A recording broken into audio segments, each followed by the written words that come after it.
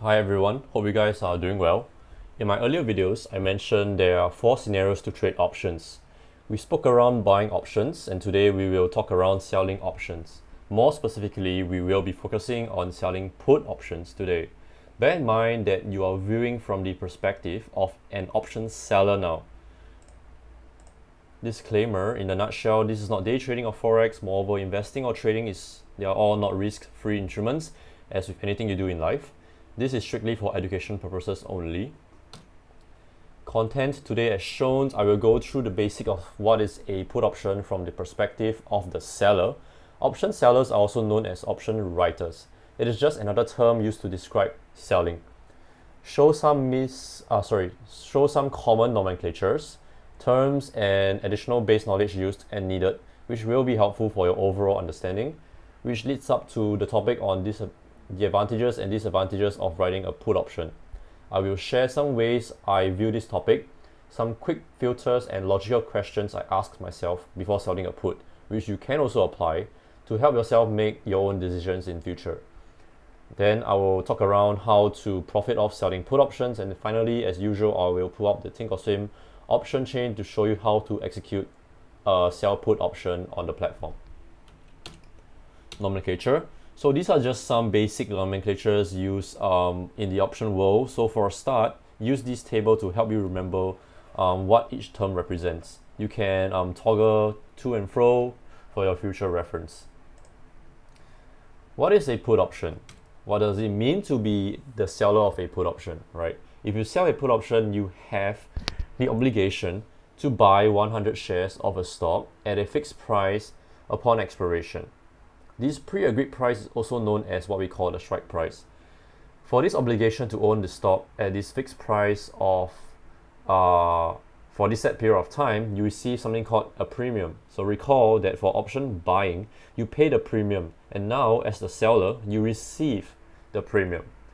Remember, each option contract is always measured in denominations of 100.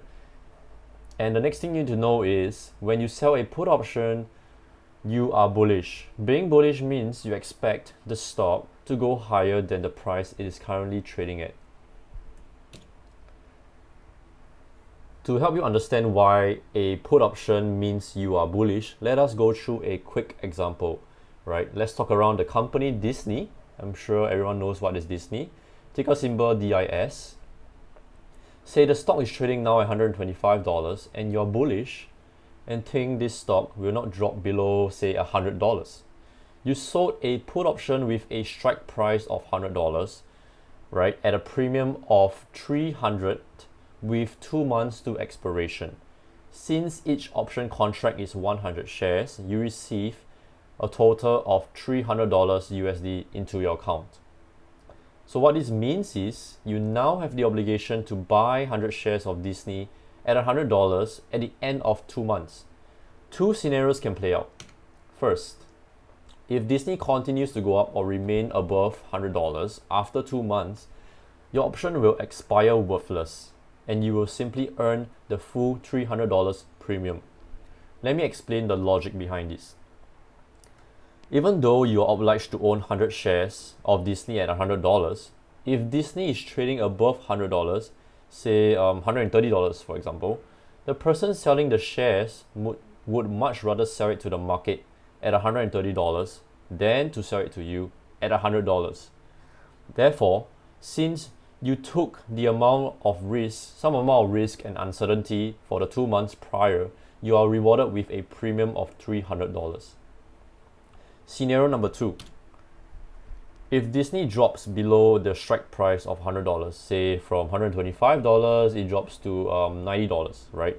And you are still obliged to buy at $100, right? Despite the market selling it at, let's say, $90 or $85 or even $80. No one can predict what will happen to the stock price, and in this scenario number 2, you will incur an unrealized loss. An unrealized loss is a decline in value of an asset that has not yet been sold. So for example, you sold the put option for Disney at a strike price of $100 and the stock now is at $90 at expiry. You incur an unrealized loss of $1,000. Why? Because the stock is now trading at $90, you're obliged to purchase it at $100, right? So in this scenario, your put option is likely to be exercised and you will be forced to purchase 100 shares of Disney at $100, even though the market is only selling at $90. Therefore, the unrealized loss will be $10 per share because that's the loss per share you will incur if you choose to sell it back to the market immediately. Right, you bought it at $100 and then now you are forced, if you want to close the trade immediately, you have to sell it back to the market at only $90. So to summarize, this is the reason why selling a put option is a bullish move. If the stock price goes higher than your strike price, your sell put will just expire worthless and you will earn the premium. Therefore, you profit from selling a put option when the stock is performing in a bullish manner because the chances of it hitting your strike price is lower and the person who bought the put option from you would much rather sell his or her shares to the market at a higher price than to sell it to you. Okay, very good. Let's move on to the next section. We will discuss the advantages and disadvantages of selling put options. And this part is really important because I will further value add some of my perspectives as well that are not commonly being discussed by anyone out there. So please listen very carefully. First point, as a option seller, right, money is credited to your account the moment the trade is executed. And from a simple mathematical perspective, you have a 75% probability of making money. Why? You see, the stock price can move in four ways. It can go up, it can go down, it can stay the same, or it can be rangy. Being rangy means it goes up and down, but it stays within a price channel. Let's take the previous Disney example to explain. Recall, we sold a $100 strike price put option when Disney was trading at $125. Right? Let's talk about the four scenarios. Number one, if Disney goes up, our put option expires worthless and we earn the premium. Number two, if Disney stays the same, our put option also expires worthless and we earn the premium. Number three, if Disney stays rangy, say it goes up and down plus minus $15, it will fluctuate between $110 and $140, right, within the contract duration. Our put option still expires worthless and we will earn the premium. Number four, which is the last scenario, if Disney drops below $100, we will incur an unrealized loss. You see, 3 out of 4 of the scenarios we make money, and we lose money only in the last scenario, which is a 75% probability of making money.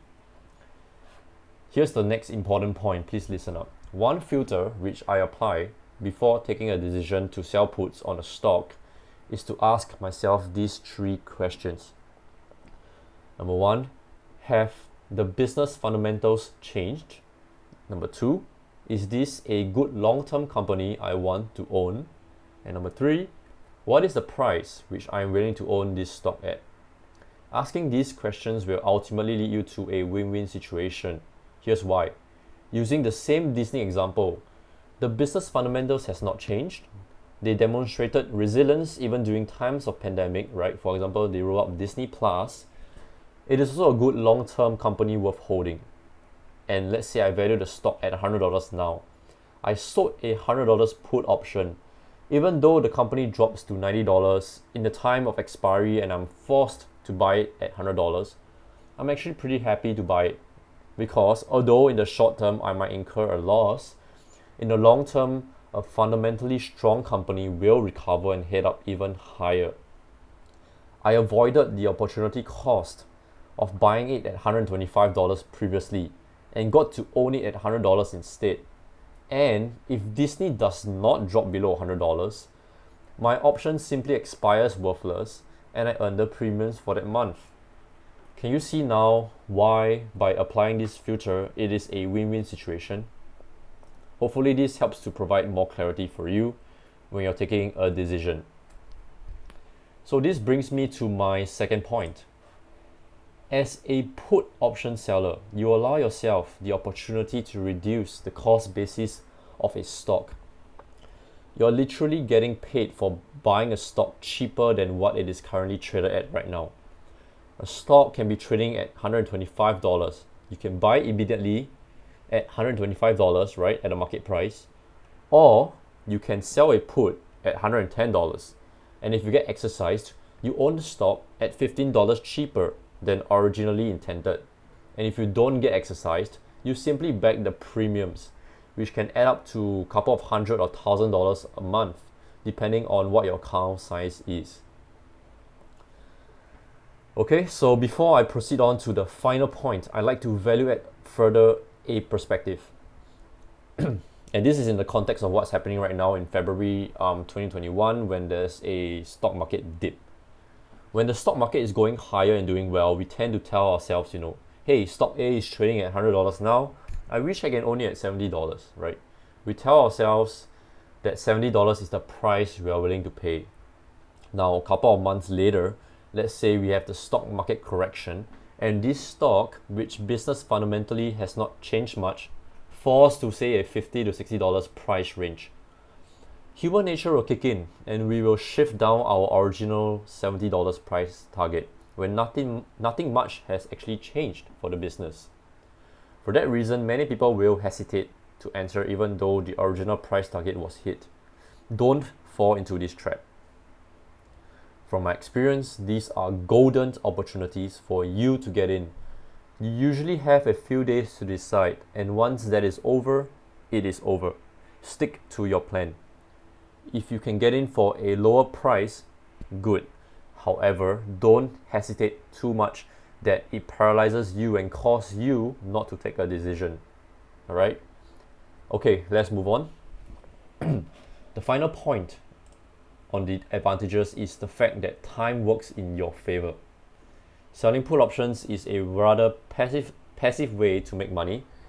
Your money is literally working for you due to time decay, right? Or what we also call as theta. Theta is one of the option Greeks, but for the purpose of this video, I will not be touching too much on it. All you really need to know at this point is once you sell your option, all you need to really do is to be patient and wait for it to expire. The closer to expiration, the higher the theta decay, which works in your favor as an option seller. This is especially advantageous to people with large portfolios. I'm talking about 6 to 7 digit portfolios. They can simply sell put options with a strike price that is further away from the current strike price and wait for the option to expire. For example, using the same Disney case study, instead of selling a put at $100, the person can sell the put at say $80.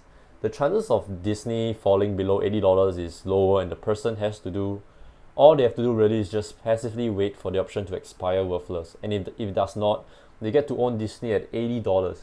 $80 is ridiculous to own for Disney, so either way it's a win-win situation. Alright, let's move on to the disadvantages. Technically, when you sell put options, your downside is seen as unlimited because the stock has a chance to go to zero. Say you sold a $100 strike price for Disney and you got exercised and the stock went to $0. You will lose $100 per share. Now, you might be thinking, it's very unlikely for a good stock like Disney to go to zero. And that's exactly aligned with the filter I mentioned earlier. As much as possible, you want to be selling put options on great companies positioned to do well in the long run. Selling put options on good companies is a risk I'm willing to take personally, because to me, it is only really a high risk action if you sell puts on things like hype stocks or companies which are underperforming in all areas. Therefore, one of the disadvantages is the unlimited losses. But if you think about it, you really don't have to worry too much about this if you're doing options on good companies.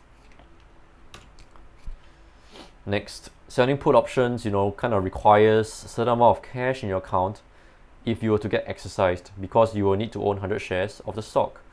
Having the cash ready to own 100 shares of the stock whilst selling the put is called a cash covered put, which means if exercised, you will have sufficient cash to purchase the stock.